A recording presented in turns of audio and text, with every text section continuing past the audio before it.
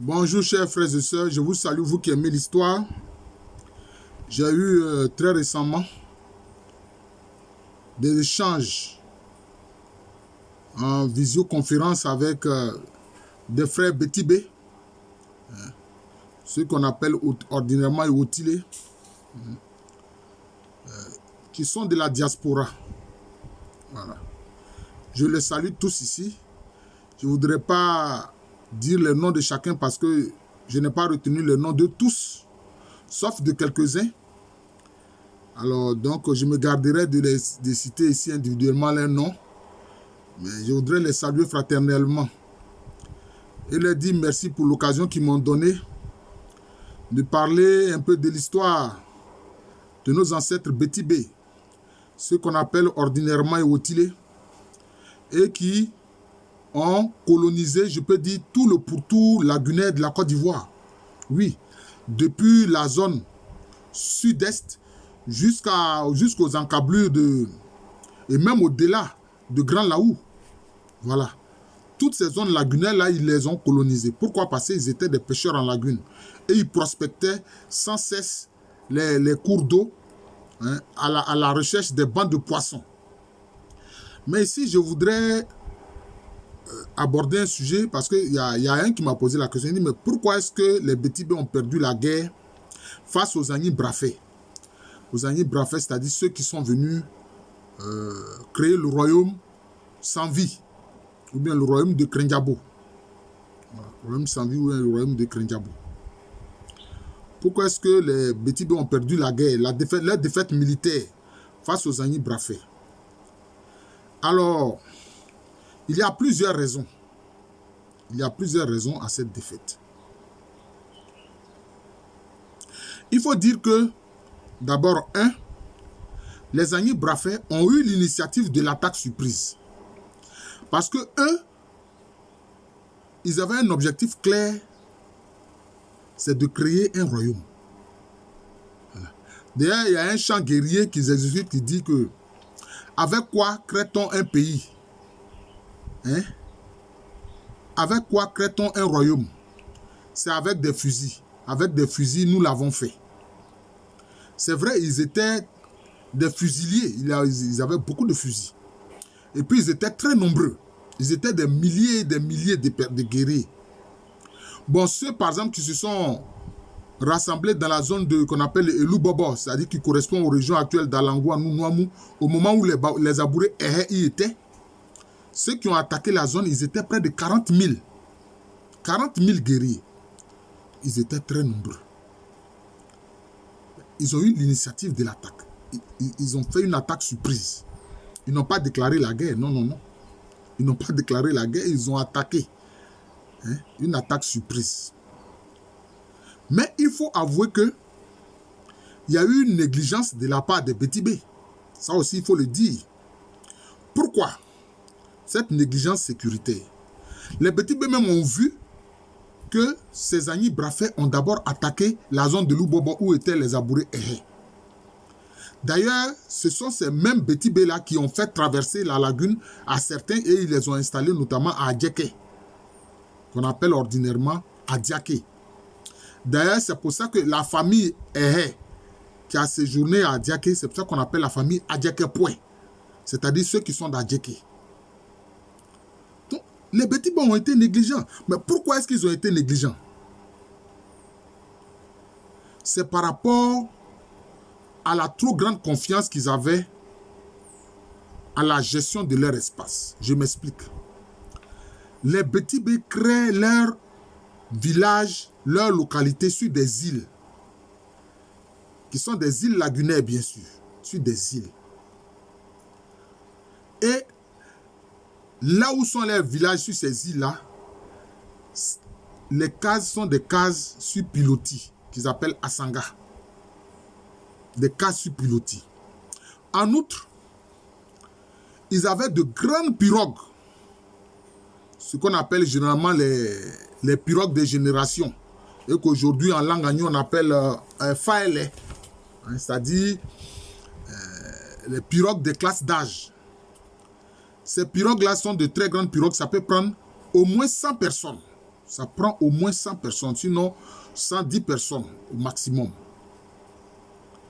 Vous voyez. Et puis eux, ils avaient une grande dextérité concernant le combat sur la lagune, sur l'eau. Vous voyez. Parce que les peuples qui passaient, qui arrivaient, n'avaient pas ces moyens techniques-là, c'est-à-dire les grandes pirogues. Vous voyez. Si bien que, à cause de ces îles forteresses, à cause de leur supériorité de combat sur la lagune, ils ont été négligents. Ils se sont dit qu'on ne peut pas les atteindre. Voilà. L'erreur. Quand on est négligent et qu'on est trop confiant en soi. C'est ce qui s'est passé. D'ailleurs, effectivement, les Agni Brafé qui arrivent, ils n'avaient pas de pirogue. On va voir comment ils vont procéder. Voilà. Autre chose, il y avait une crise profonde au sein de la société des Bétibé. Entre les 5 lignages qui étaient là. Notamment, le lignage Bossemlan, pour ne pas dire le matriclan Bossemlan, ceux qui ont fondé le village d'Abi, étaient en conflit avec les autres frères Bétibé. Notamment, le matriclan Boyne, qui est le matriclan royal, le matriclan Boyo, qui est le matriclan qui assure la régence, le matriclan Boitimlan et le matriclan Boakourou.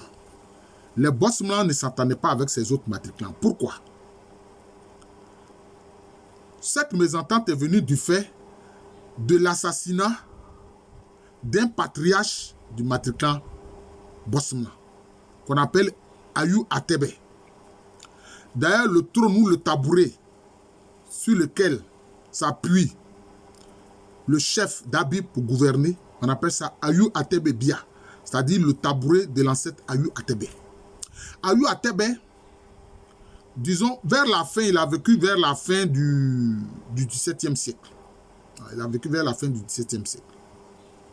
C'était lui qui était le général en chef, si on peut dire, l'état-major de l'armée des Bétibé. Et c'est une armée qui est organisée en classe d'âge. Mais c'est lui qui coiffait la totalité des troupes combattantes des classes d'âge. Et celui qui a su cette fonction est appelé Ephraon. Celui qui a su cette fonction, on appelle Ephraon. C'est-à-dire le général en chef, le généralissime, le chef d'état-major. Voilà. Mais différentes familles peuvent occuper ce poste. Différentes familles peuvent occuper ce poste. En fait, différents membres de famille peuvent occuper ce poste. Mais en ce moment-là, c'était lui qui occupait ce poste. D'ailleurs, c'est son campement qui fait partie de la commune d'Adjeke qu'on appelle Atadje. Où aujourd'hui, bon, les gens sont en train de construire d'énormes maisons. De très grandes villas. Bon, presque des sortes de manoirs. Qu'est-ce qui s'est passé? La zone d'Atadje, la baie lagunaire qui s'y trouve, ça appartient à la famille de Ayou Atebe. Donc, les baies lagunaires, là, d'ailleurs, sont réparties entre les différentes familles, entre les différents matriclans. Chaque matriclan a sa baie. D'ailleurs, c'est dans ces baies-là que les poissons vont se reproduire. Voilà. D'ailleurs, il est interdit de pêcher dans ces baies-là, parce que c'est là que les poissons se reproduisent. C'est à des occasions spéciales, quand il y a certaines fêtes, etc., que spécialement, on donne l'autorisation d'aller pêcher dans la baie lagunaire pour prendre des poissons. Sinon, on n'y pêche pas. Donc, affaire d'écologie, là, ce n'est pas les leucodermes qui ont montré ça à nos ancêtres. Nos ancêtres savaient, voilà, qu'il faut savoir exploiter la nature. Mais, dans toute société, il y a des gens malhonnêtes. Donc, il y a des gens malhonnêtes qui s'amusaient à aller pêcher dans la baie de la famille Bossemlan. Donc, peut-être que cette baie a été la plus poissonneuse, on ne sait pas. Mais Ayou Atebe, qui est un chef guerrier, les Pharaons, le généralissime en chef de l'armée de Bétibé, il en a eu tellement marre que vraiment, ceux qui partaient pêcher indûment dans sa baie, et qui est la baie de sa famille, il les tuait. Il les tuait. Il tuait ces voleurs-là. Bon. En tout cas, c'est la réaction qu'il a eue. Et cela a mécontenté les familles dont les membres qui partaient pêcher indûment dans la baie lagunaire des Bossemlan qui était gérée alors par l'ancêtre Ayou Atebe. Ils étaient mécontents. Ils étaient mécontents. Ils disaient, mais toi, tu es notre général en chef, tu es notre chef d'état-major. Même si les gens sont allés voler dans ta baie, mais il ne faut pas les tuer. Peut-être il faut les prendre et puis peut-être on va trouver un réglage, un modus vivendi. Mais toi, tu les tues. Vous voyez? Et donc, qu'est-ce qui s'est passé? Les familles de ces victimes, si je peux dire, qui partaient voler dans les pêcheries d'Ayou Atebe, ont monté un guet-apens. Et ils l'ont assassiné. Et c'est ça qui n'a pas plu au Bossemlan. Parce qu'on n'assassine pas un patriarche. Vous voyez. Donc, au moment où les Agni Brafé arrivent, ce problème-là est là. Ce contentieux est là, qui n'a pas été réglé. Même jusqu'à aujourd'hui, ça n'a pas été réglé. Même jusqu'à aujourd'hui, ça n'a pas été réglé. Depuis la période de la fin du XVIIe siècle, jusqu'à aujourd'hui, ça n'a pas été réglé. Frère, Betty B, vous les différentes familles, allez-y voir les Bossemlan et avec vos frères Bossemlan, réglez ce problème-là. Voilà, réglez ce problème.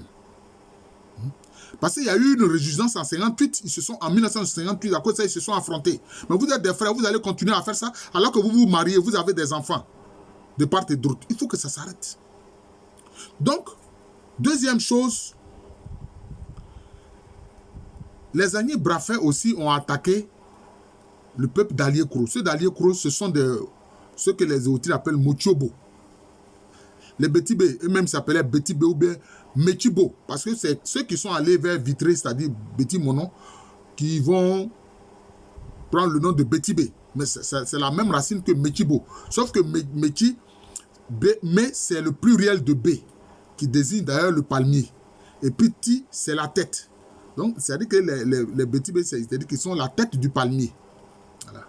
Les gens de la tête du palmier. C'est ça, en fait, le sens littéral de leur nom. Est-ce que c'est parce qu'ils étaient une tête de pont dans la migration de certaines populations vers ces zones-là? Sans doute. Et donc, leurs frères Taliékro, comme ceux qui étaient d'ailleurs à Aboissou, qui sont les autochtones d'Aboissou avant l'arrivée des Agni Brafé, les Betibé les appelaient Mochobo. Alors, si on veut voir le singulier, au lieu de Mochobo, peut-être on dira Bochibé.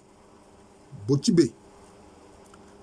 D'ailleurs, leur langue était très proche. La langue des gens d'Aliékro, d'Aboissou qu'on trouve aujourd'hui, les autochtones d'Aboissou qu'on trouve aujourd'hui dans le village de Koliaïwa qui fait partie de la commune d'Aboissou, tout cela, bon. Voilà, ils avaient une langue très proche de celle des Betibé.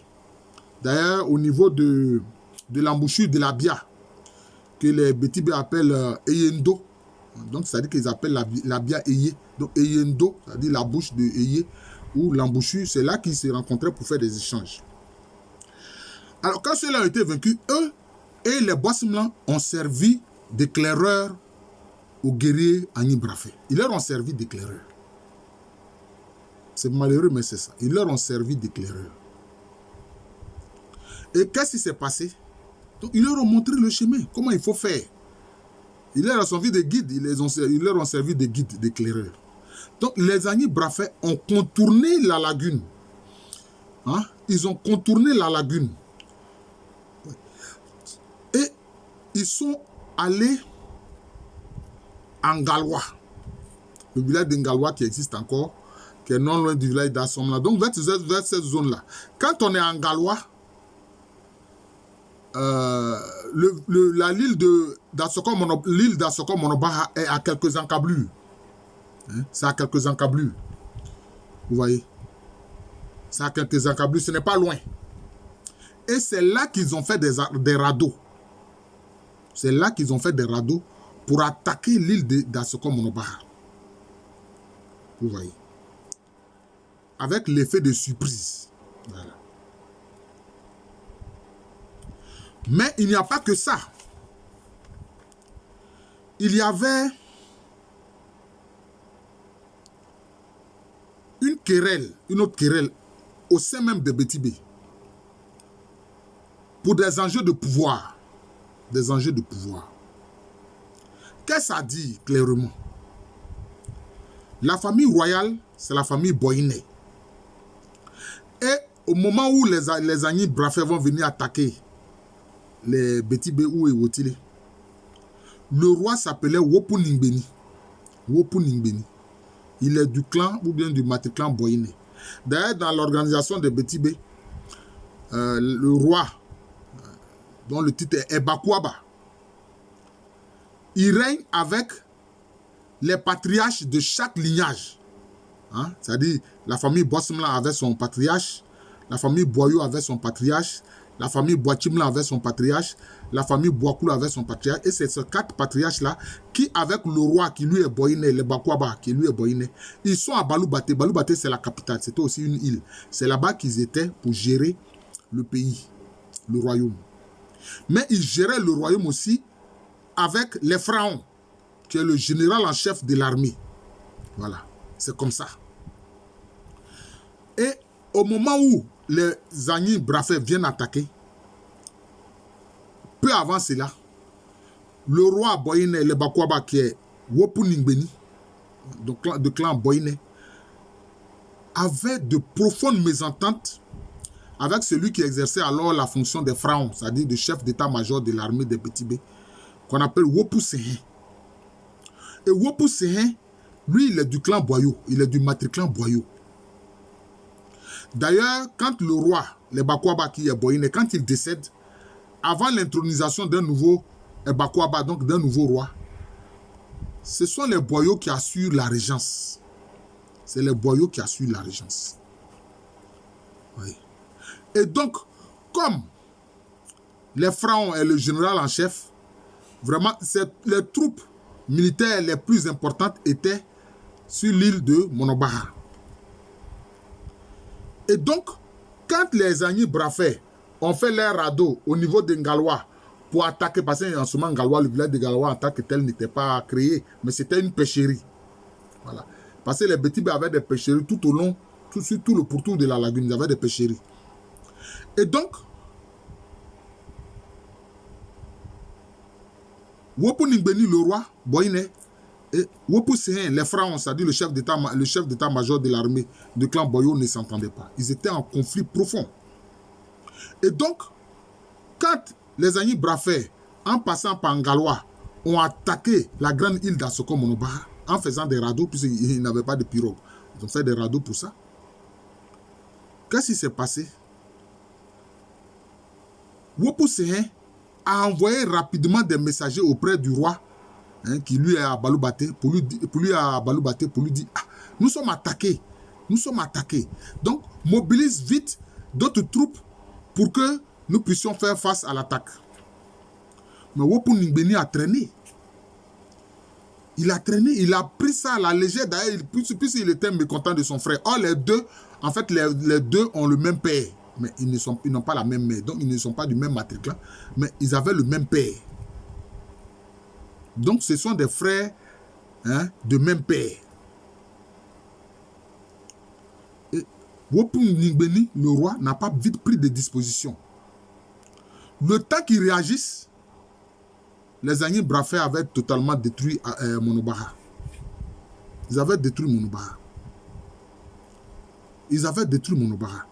D'ailleurs, c'est Asoko Monobaha. Sur la grande île à Asoko, les Essoumans, ils étaient à Asoko. Mais eux, ils se sont rapidement soumis. Voilà. Donc, ils n'ont pas subi trop le massacre. Vous voyez, trop le massacre. Et donc, c'est ce qui s'est passé. C'est ce qui explique la défaite des Bétibé. La prise de la grande île de Monobaha, où il y avait le plus de guerriers, qui avait le plus de population, ça les a désarçonnés. Et c'est ça qui a provoqué, je peux dire, la grande migration, si on peut dire ainsi, des Bétibé. Voilà. En dehors du fait que depuis toujours, ils prospectaient la lagune, toujours à la recherche des bancs de poissons. Mais cette attaque des années 1750-1754, des Agnis Brafé, ça les a désarçonnés. C'est là où beaucoup sont partis, ils se sont installés aujourd'hui, ils sont à Betty-Mono, qu'on appelle Vitré 1, Vitré 2, Betty-Mono 1, Betty-Mono 2. Et c'est comme ça que certains, à partir de Betty-Mono, en ce moment-là, ils étaient sur l'île Vitré. Au départ, ils étaient sur l'île Vitré qu'on appelle Betty-Gbo. Quand vous voyez le suffixe Gbo, ça désigne l'île en fait. L'île chez les Betty-Bé, tout comme chez les Haïsi d'ailleurs, puisque beaucoup sont allés en pays Haïsi. Hein? D'ailleurs, l'île Boulé, son vrai nom c'est Azigbo, ça dit l'île des Haïsi. Et c'est ainsi que, bon, certains, à partir de l'île Betty-Gbo, vont aller à Biétri, hein, le Briti actuel, hein, dont le vrai nom est Abeti. Hein, Abeti, c'est-à-dire les Betty-Bé. Voilà. Ces messieurs-là, ils vont adopter la langue hébreu comme langue. Peut-être que je ferai une vidéo pour montrer un peu, quelquefois, l'abandon de certaines langues qui disparaissent. Je ne suis pas linguiste ni spécialiste des sciences du langage, mais je vais expliquer de mon mieux pourquoi est-ce que certaines langues disparaissent. Il y a plusieurs raisons pourquoi certaines langues disparaissent. Donc, voici la raison pour laquelle les Betty-Bé ont perdu la guerre. C'est vrai, les Agnis étaient de véritables fusiliers, mais les Betty-Bé aussi avaient des fusils. Mais dans le commerce avec les Européens, ils faisaient en sorte que ce soit les instruments qui servent d'interface avec les Européens. Voilà. Et puis, il faut savoir que les flèches mortelles sont terribles. Ah oui, les flèches sont aussi, quelquefois aussi efficaces même que le fusil. Il ne faut pas se tromper. Parce que les flèches aussi, on peut tirer de loin. Et souvent, quand la flèche est empoisonnée, ça fait beaucoup de dégâts. Alors, je vous remercie. J'ai expliqué un peu... pourquoi est-ce que les Betty-Bé ont perdu la guerre face aux Agnis Brafé. Face aux Agnis Brafé.